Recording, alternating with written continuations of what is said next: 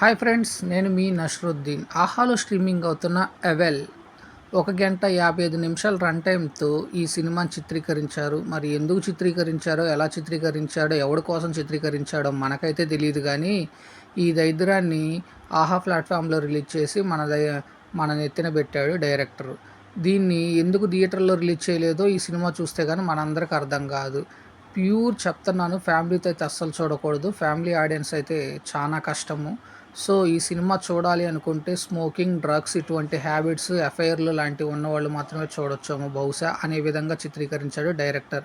So, ఈ cinema చూడటానికి కూడా ఒక కొన్ని క్వాలిఫికేషన్స్, క్వాలిటీస్ ఉండాలనే రకంగా చిత్రీకరించడం విశేషము.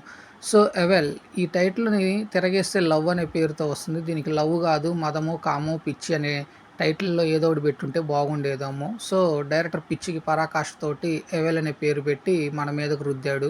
సో, ఈ సినిమా ఎలా ఉంటదంటే, ఇద్దరు భార్యాభర్తలను తీసుకొని పెళ్ళయ్యాక వారి దాంపత్య జీవితంలో కొన్ని సమస్యలతో రావటంతో భార్య భర్తకు చెప్తుంది, నాకు ఇదివరకే కొన్ని ఎఫైర్స్ ఉన్నాయని. భర్త భార్యకి చెప్తాడు, నాకు కొన్ని ఎఫైర్స్ ఉన్నాయని. ఇలా విడాకులు కావాలని. ఇలా సాగుతున్న టైంలో అసలు ఎవరు ఎవరితో ఎందుకు ఎఫ్ఐఆర్‌లు పెట్టుకున్నారు? ఎలా పెట్టుకున్నారు? ఏంటి?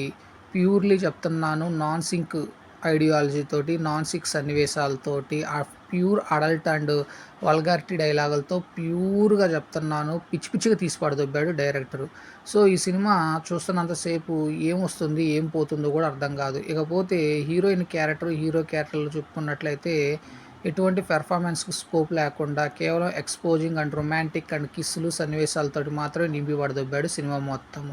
ఇకపోతే అక్కర్లేని స్మోకింగ్ సన్నివేశాలు, అక్కర్లేని డ్రింకింగ్ సీన్‌లు, అక్కర్లేని డ్రగ్స్ అడిక్ట్ సన్నివేశాలతోటి పిచ్చి పిచ్చిగా తీసి పడదొబ్బాడు డైరెక్టరు. ఇకపోతే ఈ సినిమా చూస్తున్నంత సేపు మనకేమనిపిస్తుందంటే, ఏంట్రా బాబు మనకి ఈ కర్మ అనిపించేలా ఉంటుంది. సో, ఈ సినిమాని కేవలం ఒక హాఫ్ అన్ అవర్‌లో ఒక మంచి మెసేజ్ ఓరియెంటెడ్ మూవీగా కూడా చిత్రీకరించవచ్చు.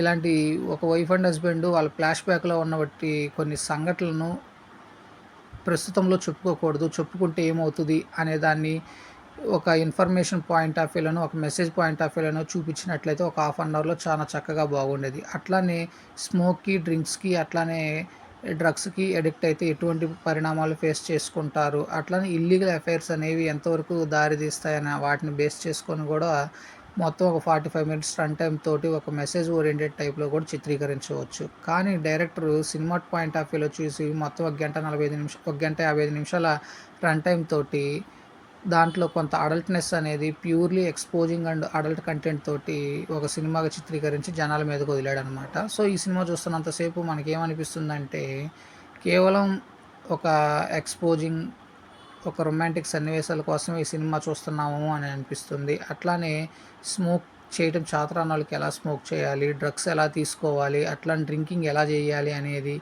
అట్లానే ఇల్లీగల్ అఫైర్స్ ఎలా మొదలవుతాయి, ఎట్లా స్టార్ట్ చేయాలనేది కూడా ఒక ఇన్ఫర్మేషన్ ఇచ్చినట్టు తీశాడు డైరెక్టరు. సో, ఈ సినిమాని వీలైనంత వరకు చూడకపోవడమే బెటరు.